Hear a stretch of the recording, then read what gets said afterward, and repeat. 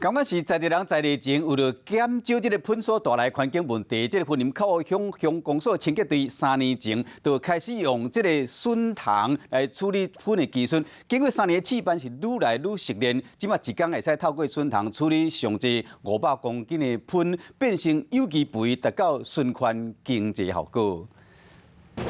口乡公所清洁队一天平均回收300公斤的喷，为着让喷变少，清洁队3年前开始试办用乌水锰这种糖来处理喷，平均1公斤的乌水锰得当吃29公斤的喷。一天产量都给虫吃，一天差不多300-400公斤这样。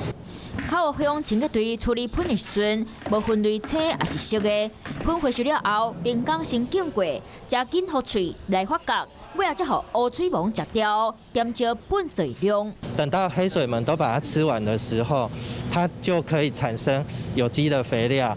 那 黑水虻的虫体本身也可以拿来喂养鸡。乌水锰甲喷食掉，一天差不多会当生产20公斤的有机肥料。不过清洁队讲，生产的有机肥数量无讲介济，即马讲提供当作是宣导品。那这个有机肥料其实是非常珍贵的。那现阶段因为量能比较少，所以我们是拿来做宣导品。 乌水锰唔来当斗3工处理喷，细只糖到大只糖拢有路用。虽然有真侪好处，不过同款也阁有真侪所在爱拍拼的。民众爱为平常时减少喷开始，才当互环境袂有受济负担。